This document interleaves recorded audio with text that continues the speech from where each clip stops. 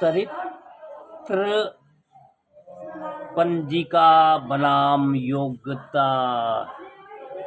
चरित्र पंजिका बनाम योग्यता।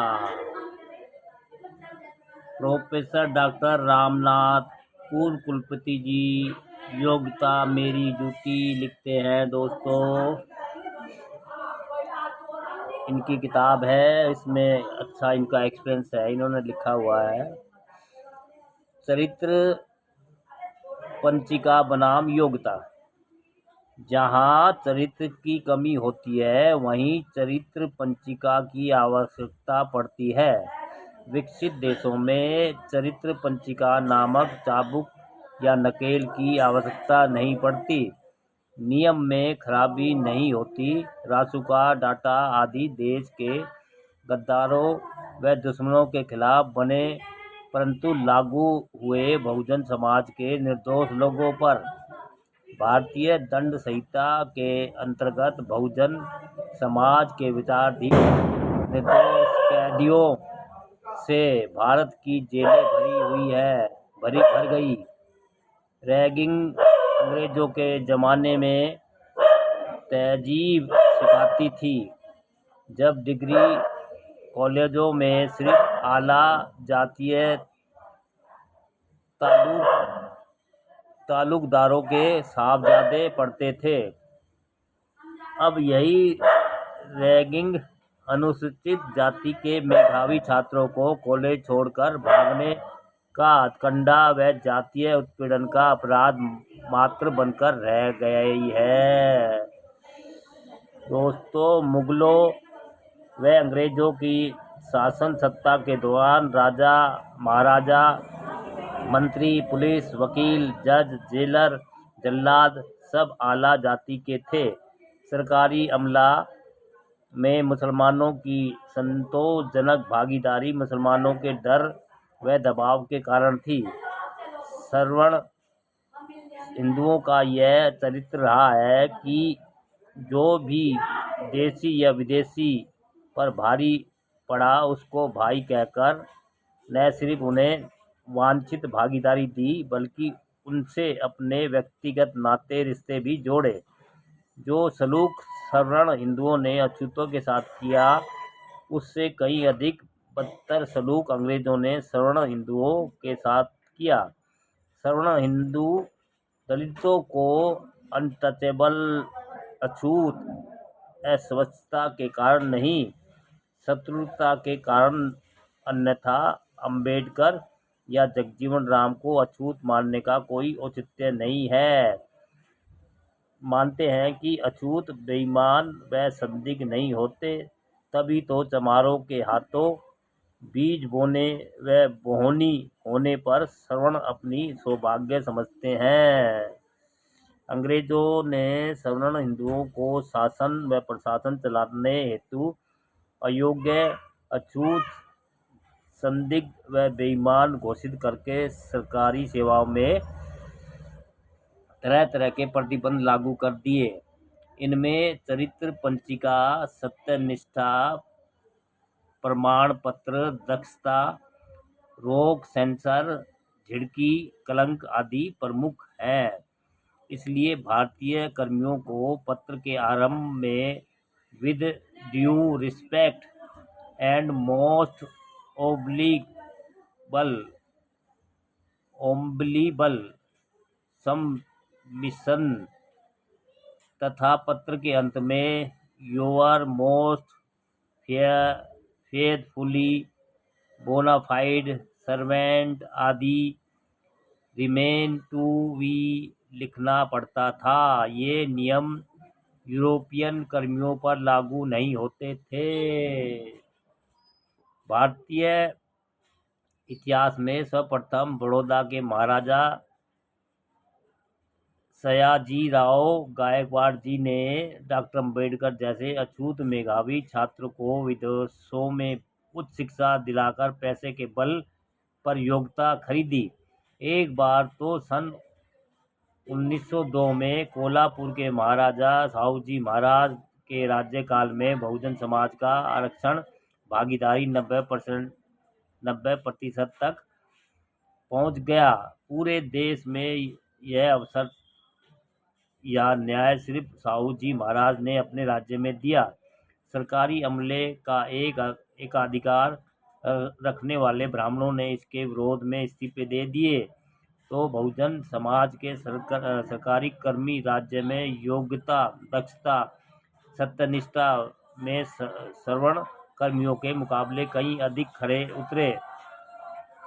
खरे उतरकर जनहितकारी सिद्ध हुए, जबकि आला जातीय कर्मी हमेशा लूट, खसोट, भेदभाव, अत्याचार व अनाचार में लिप्त रहते थे।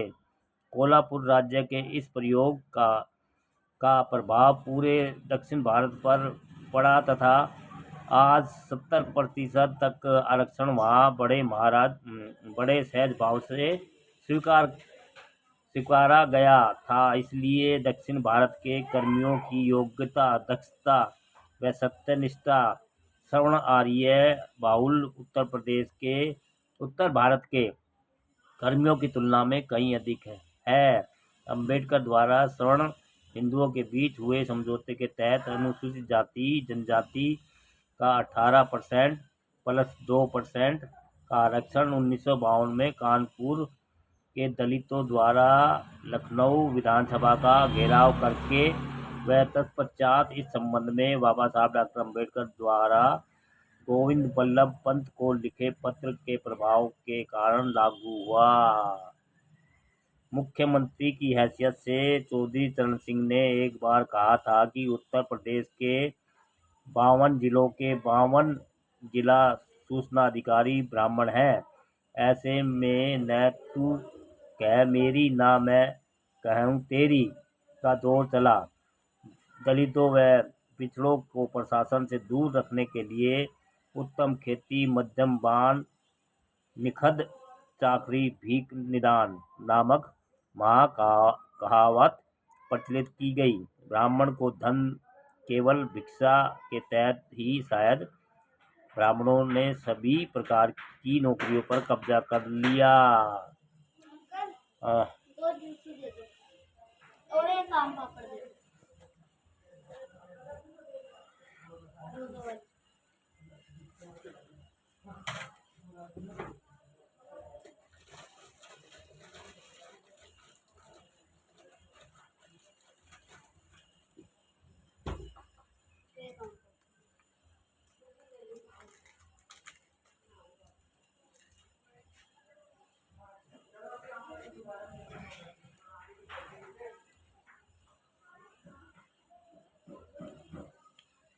सन 1960 के बाद जब संवैधानिक आरक्षण के तहत सेवा के लगभग सभी संवर्गों की भर्ती हुई तो उन्हें पदोन्नति से वंचित किया जाने लगा। कहा गया कि अयोग्यों को नौकरी मिल गई, यही क्या कम है। जब दलित कर्मियों की आरक्षण में पदोन्नति का शासनादेश किया गया तो उन्हें प्राप्तोन्नति से वंचित करने हेतु उनकी चरित्र पंचिका खराब की जाने लगी। मैं कई ऐसे अभिव्यक्त जिला जजों को जानता हूँ जिन्होंने A1 मेरिट से न्यायिक सेवा परीक्षा पास की।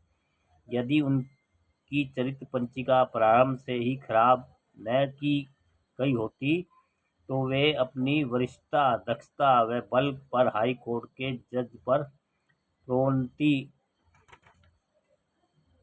पास जाते। इस संबंध में सवर्ण अधिकारियों की धूर्तता इस सीमा तक बढ़ गई कि एक पूर्व मुख्यमंत्री हेमवती नंदन बहुगुणा को एक शासनादेश जारी करने की घोषणा करनी पड़ी कि अनुसूचित जाति जनजाति कर्मियों की पदोन्नति में खराब चरित्र पंचिका टिप्पणी को नजरअंदाज कर दिया जाए। अम्बेडकरवादी दलित हितैषी दलितों को न्याय देने वाले अधिकारियों की चरित्र पंचिका अक्सर खराब कर दी जाती है। अच्छी चरित्र पंचिका पर लगातार पदोन्नति नहीं, दलित अधिकारियों को मिल पाती है जो दलित विरोधी सवर्ण परस्त स्वार्थी हो।